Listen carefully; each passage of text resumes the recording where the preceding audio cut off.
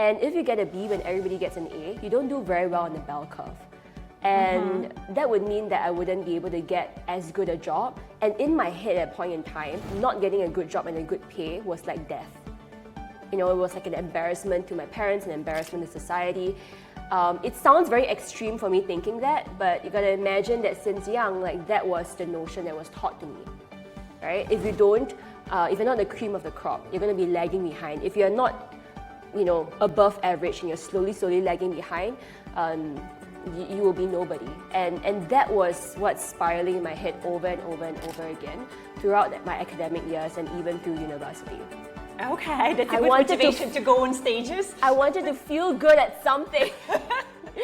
You know, everybody wants to be good at something, and I wanted to find my thing. And this is why I believe like each and every one of us, we have a gift that's very natural to us. Whether it's speaking, whether it's being on computers, whether it's math, whether it's science, whether it's researching into history. And for me, it was being in front of an audience, speaking to people, being at events, bringing the energy into the place. And I didn't know it then, I just felt drawn to using my voice. So when I was 15 years old, I was volunteering in in a community center under the People's Association of Singapore. People's Youth Association of Singapore, PAYM for short. I should probably go and Google that. And every constituency has a community center, and I volunteered as part of the YEC, which is the Youth Executive Committee. So what we would do is we would organize events to better the constituency there. So we would maybe go into one-room flats to paint their flats. We would tutor kids that don't really have money for tuition. And one of the events that we did were bursary award ceremonies. So a lot of the primary school, secondary school students that did well in school, the minister will come and give them an award, which is great. And they need an MC for these bursary award ceremonies. So I volunteered because I thought, hey, it's probably good for my portfolio. And I was so badly wanting to find something I was good at, so I just volunteered. And I think this is a quick tip for anybody that wants to use their voice but you're afraid to do so. Volunteer and do it for free because it feels way less pressurizing. Absolutely. I mean, I definitely did a lot of that also at the beginning of my career. Tons of volunteering. You build the confidence, you build the experience, you build the network. And so here you go on stages. Okay, so you're at school not doing so well in your own eyes. Right? And then you go on stage because you want to feel better, discovering your voice. 100%. I just wanted to be heard. Because in school, the people that were usually asked to stand up and be clapped by the entire class are the people that did well in school.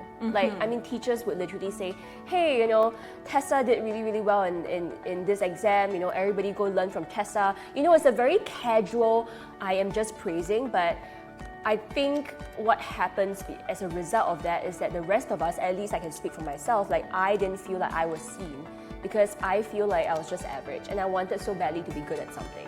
So I tried everything, and at that point in time, the opportunity was to volunteer as an MC on stage. And when I started hosting events, starting from bursary award ceremonies in front of ministers and then family carnivals, I realized just how much I loved it. I love being able to create an experience for someone and make someone happy. Like people at the family carnival, they're attending this with their family, and I saw this as an opportunity to give them an experience of a good weekend. And I was able to do that with my voice to elevate the energy of that and event. also then receive the recognition, right? What you're saying, I think it's subconscious, correct. Indirectly, subconsciously. Yeah, it's like people are smiling at me. People that shows that I have an effect on someone. That shows that I have value to give, you know? And so since I started doing that, I never stopped doing it ever since. I started doing, I would say, harder and more challenging events, so bigger and bigger crowds. Scarier audiences like people with VCs, CEOs, huge global events. I've done like weddings, which I think is pretty pressurizing because it's someone's like most important day. Well, you don't want to, you don't want to say anything wrong during the wedding. Exactly, that's so for sure. Weddings, tech conferences, and as I started using my voice more, I built more trust with my unique voice, and I started seeing my unique value.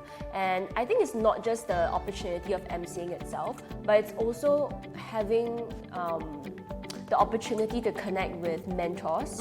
My earlier mentors when I was around like 19 or 20, when they saw the value in me that I did not see in myself initially, they gave me that initial burst of courage to try something new, to use my voice, even if I didn't feel good enough. Which is actually very important also point right here, I think, for for everyone who is watching it right now. It's crucial to have people who believe in us, especially at this very younger, tender age, that often we all question, who am I, what am I here to do, what are my talents? So if there's a person, as you said, who is actually believing, this is like a great support. Yeah, and if there's one thing that I hope we take away from this initial story is that there is so much power in your voice, and you never know how a simple smile or a simple word of affirmation can change someone's lives. Like one of my first mentors, I don't think she even wanted to be seen as a mentor. Like she was just someone that I respected. She was a choir leader in my church choir. Beautiful. That's it. Like and there was one thing that she told me. As I was during that period in the teenage years, doubting myself, and she could sense it. I mean, I shared with her as well. She said, "Rae, you have been consistently looking at other people's treasure boxes. Have you ever thought of finding the key to yours?" And her giving me her time and her care was proof to me that I was worth caring for. And as a teenage girl, like that meant a lot. That showed that someone believes in me enough to spend time with me, to share their voice with me, to share their story with me. And with that courage, I used it to continue, bettering my craft, continue using my voice. And as I gained more confidence, I was able to inevitably use my voice to assure others as well. So when I was 20, 21 years old, there were people that would come to me for advice on career, on confidence. They saw me speaking on stage. They would ask me, confidence, how do you do it? Exactly. Yeah, and it became a natural process because when you get mentored, when you get affirmed, and you build your confidence within you, you will inevitably attract people. They want to hear your story, and then it becomes that give and take process, and you contribute to the next person. Which then it means that also when we have this permission to truly show up who we are and really honor what you were saying, the voice, and honor the story, then also it inspires other people to do the same. It's exactly what they say, and then you become this role model at your still very young age, which is phenomenal. That and other people come and ask. 100%, and I want you guys to know that I'm not perfect. I think none of us are. And we look so nice in this very beautiful studio, and I did my makeup, but we all have days where we just want to lie in bed. And I think that one of the reasons why people don't use their voice is because they think they need to reach a certain level in order to use it. Someone might ask for them for their insight and their advice, and they think, oh, I'm nobody. I don't want to really say anything because I'm going to embarrass myself, or it's just not my place. But you have something to share. You have a perspective to share. Right? As a Singaporean Asian woman, I have my own unique perspective. I'm a Singaporean Asian woman who grew up in a very Christian family.